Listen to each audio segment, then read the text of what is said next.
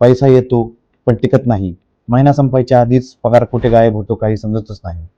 तुमच्यासोबत असं कधी घडलंय का? आपण दिवस रात्र कष्ट करतो, चांगला पगार कमवतो, पण महिन्याच्या शेवटी हातात फक्त शून्य उरतो. आपल्याला वाटतं की आपल्याला आर्थिक गणित समजत नाही किंवा आपण जास्त हुशार नाही आहोत. पण मित्रांनो, चूक तुमच्या हुशारीत नाही तर तुमच्या माइंडसेटमध्ये आहे.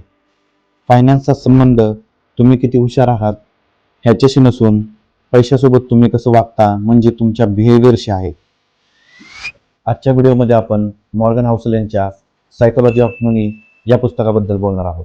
यातील अशा 5 गोष्टी आपण बघणार आहोत की ज्याने तुमचा पैशाकडे बघण्याचा दृष्टिकोन पूर्णपणे बदलून जाईल. आणि हो, तुमची तक्रार पण दूर होईल की पैसा टिकत नाही. नमस्कार मित्रांनो, मी आहे योगेंद्र आणि स्वागत आहे आपल्या चॅनलवर. गोष्ट आहे अमेरिकेतल्या एका प्रसिद्ध माणसाची, ज्याचं नाव होतं रिचर्ड फ्युस्कोन. हार्वर्ड युनिव्हर्सिटीमधून शिकलेला एका मोठ्या बँकेचा व्हाईस चेअरमन, अत्यंत हुशार आणि श्रीमंत माणूस. त्याने एक प्रचंड मोठा बंगला बांधला ज्यामध्ये 11 बाथरूम होते आणि तो खूप महागडं आयुष्य जगायचा. पण त्याला पैशाचं प्रदर्शन करायची सवय होती. पुढे काय झालं? 2008च्या मंदीमध्ये तो पूर्णपणे दिवाळखोर झाला आणि त्याचा तो आलिशान बंगला लिलावात निघाला. आता दुसऱ्या बाजूला बघा, रोनाल्ड रीड नावाचा एक साधा माणूस, जो एका गॅस स्टेशनवर गाड्या पुसायचा आणि तब्बल 25 वर्ष त्याने झाडू मारण्याचं काम केलं. अतिशय साधं आयुष्य. पण जेव्हा 2014 मध्ये त्याचा मृत्यू झाला तेव्हा पूर्ण अमेरिका हादरली. कारण या झाडू मारणाऱ्या माणसाच्या बँक खात्यात तब्बल 66 कोटी रुपये जमा होते. त्याने त्यातले करोडो रुपये स्थानिक लायब्ररी आणि हॉस्पिटलला दान केले. आता विचार करा, ज्या माणसाने हार्वर्डमधून शिक्षण घेतले आणि तो रस्त्यावर आला, आणि ज्याने आयुष्यभर झाडू मारला तो करोडपती झाला. असं का? कारण रिचर्डकडे पैशाची हुशारी होती पण मानसशास्त्र नव्हतं, म्हणजे सायकोलॉजी नव्हती किंवा माइंडसेट नव्हता. आणि रोनाल्डकडे संयम होता. चला तर मग जाणूया या पुस्तकातले 5 महत्त्वाचे धडे. आपल्याला वाटतं की लोक पैशाच्या बाबतीत वेडेपणाचे निर्णय घेतात, पण खरं तर कोणीही वेडं नसतं. तुमचा पैशाचा निर्णय हा तुमच्या आजवरच्या अनुभवावर ठरतो. मंदी पाहिलेला माणूस वेगळा विचार करतो आणि जो चांगल्या परिस्थितीत वाढलाय तो माणूस वेगळा विचार करतो. त्यामुळे कोणाच्याही गुंतवणुकीला वेडेपणा समजू नका. प्रत्येकाची परिस्थिती वेगळी असते.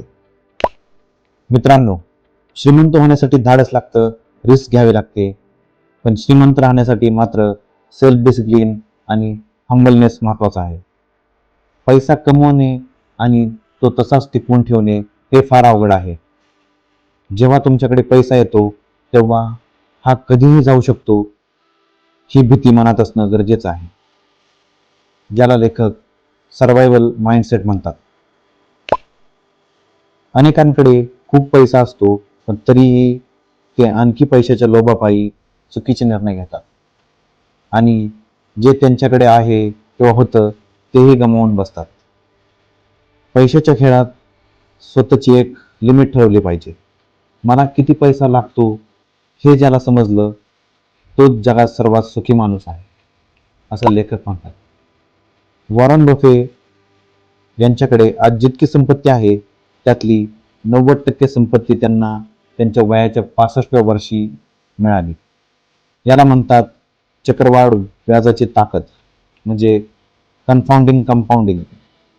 पैशाच्या बाबतीत तुम्हाला किती परतावा मिळतोय यापेक्षा तुम्ही किती काळासाठी पैसे गुंतवून ठेवताय हे जास्त महत्वाचं आहे. वेळ हा पैशाचा सर्वात मोठा मित्र आहे.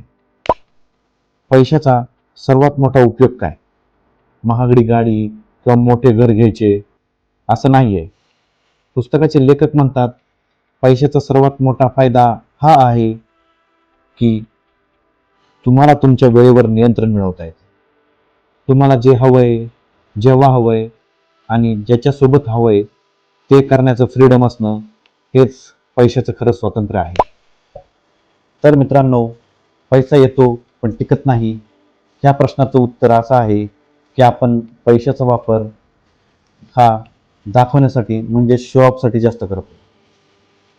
जर तुम्हाला पैशाचा वापर कसा करावा हे डीपमध्ये जाणून घ्यायचं असेल तर पैशाचं मानसशास्त्र म्हणजे सायकोलॉजी ऑफ मनी हे पुस्तक वाचायला विसरू नका. तुम्हाला व्हिडिओमधील काय कोणतंही आवडलं असेल किंवा तुम्हालाही कोणतंही पुस्तक रेकमेंड करायचं असेल तर नक्की मला कमेंटमध्ये कळवा. आणि जर व्हिडिओ आवडला असेल तर लाईक आणि सबस्क्राईब करा. मी तुमच्यासाठी असेच विविध पुस्तकांचे रिव्ह्यू आणि माहिती घेऊन येत राहीन. चला तर मग भेटूया पुन्हा पुढच्या व्हिडिओमध्ये. तोपर्यंत वाचत राहा, समृद्ध व्हा. धन्यवाद.